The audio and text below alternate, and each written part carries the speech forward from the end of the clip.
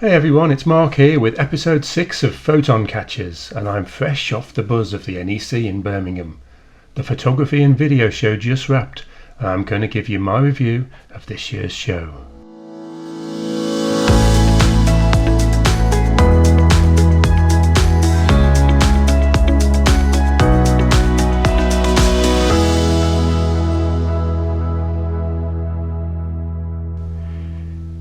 So if you've never been to the photography show, let me give you just a brief overview of what it's all about. It's held every year at the NEC in Birmingham.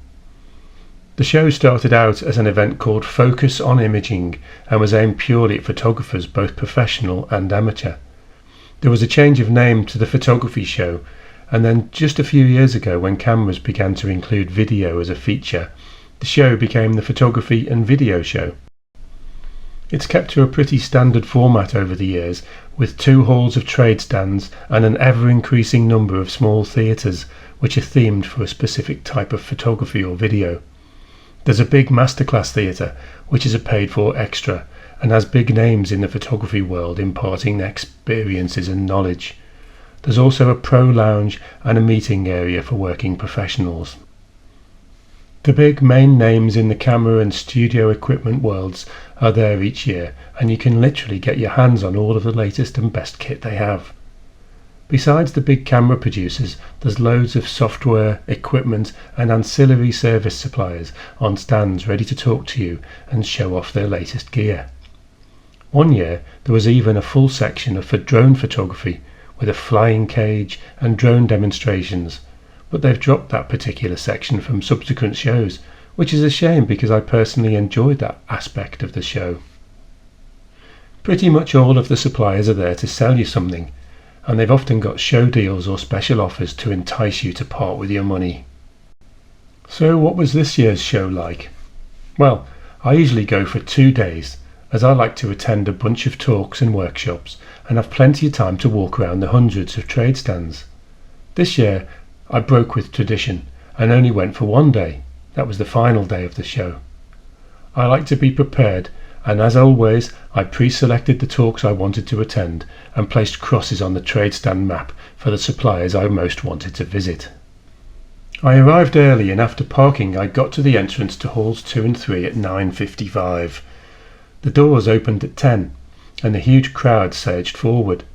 My first objective was to visit the Sony stand before it got busy, as I wanted to get my hands on the new A9 Mark III. I was one of the first to arrive. The stand was much bigger than in previous years, with 2 whole counters of displays with all the latest lenses and camera bodies. There was also a small Sony repair centre, which were doing free sensor cleaning, as well as taking in cameras for repair at a later time. I managed to get hold of an A9 Mark III, which had a 70-200 f2.8 G Master Mark II lens attached. I'm already the owner of an A9 Mark I and could see that this new body was very similar in the layout of the buttons. The weight and feel were very familiar. I'm looking forward to the day, hopefully not too far away, when I can afford the £6,000 price tag of this marvellous piece of kit. Next up, I headed over to a photography friend of mine who was working on one of the stands. We had a chat for a while until a real customer arrived, and I moved away onto my next trade stand. I'd penciled in 3 visits to theatres. In fact, all of the visits were the same theatre, and it was called the In Motion Theatre. This was aimed directly at video and content producers. I always make notes to remind me of what I've heard, and often take photos of the screens while the talk is taking place, so that I've got all the key points without having to write too much down and missing important parts. I can always tell how good the talk has been by how long the notes are on my iPad. The first talk that I went to was called The Language of Drones, with Karis Kaiser, who's a well-established photographer, video maker, working for the BBC and freelance, and does loads of stuff. She's also known as the Drone Lass. If you go onto social media, particularly Instagram, and put in the Drone Lass, she'll pop up. Her talk was the one that saw me write in the largest amount of notes, and it was actually really helpful for people who were looking to make videos using their drone. But it wasn't aimed purely at drone video, because a lot of the points and content that she gave us was about producing a sequence of shots which can be used in any type of video. I also went to a talk called Made on Mobile, Shoot, Edit and Share with a guy called John Gill. I made less notes here, but it was quite hands-on because he wanted us to download an app called KineMaster, and we went through making a short sequence using wide, medium and close-up shots to produce our own little video. It was good, and in the half hour that we were there I learned quite a lot about putting together a sequence and making it into a story, so really useful. Thanks for that, John. My third and final theatre session was with Calvin Chintaka. This was a little less informative, but I always say if you only learn one thing then it's been useful. And I did learn a few things on producing a brand video for a client, so more time well spent. Back out in the whole show, I dipped in and out of various displays and demonstrations that were taking place on the trade stands. Gavin Hoey's always entertaining on the Pixar Pro stand with his studio photography techniques, and I saw Kat from Cat Dogs doing some stuff on the same stand. Something that I always find a little odd, from the perspective of a full-time working pro photographer, is seeing so many show visitors walking around with their cameras hanging round their necks and carrying a massive backpack, likely containing every piece of kit they've ever bought. I like to travel light when I'm walking around for an entire day, and I can't imagine any reason to bring all that stuff with you, but each to their own. This year it seemed like there were a lot more models in ever more flamboyant costumes standing inside elaborate sets than there'd ever been before. A lot were on trade stands. I guess they were there to draw in the punters. Some, however, were rather more oddly a trade stand in themselves. Maybe the organisers had some supplier dropouts and wanted to have something to fill the vacant spaces. Every year I have a list of kit that I've researched in advance and I may end up buying at the show. Now, photographers can never have enough stuff, we all know that, and this year was no exception. I had 7 items on my list. Even though everything was available, and most of them had some kind of show special offer, I did manage to talk myself out of everything except one item, which is a small lightweight light stand, which I'm now using by my desk as a holder for my podcast microphone. For me, the highlight of the show isn't actually inside the NEC. It's afterwards, when I meet up with fellow members of the Event Photographers Society.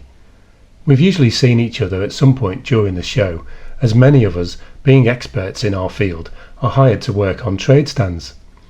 We always meet on the evening of the final day for a meal and post-show wind down.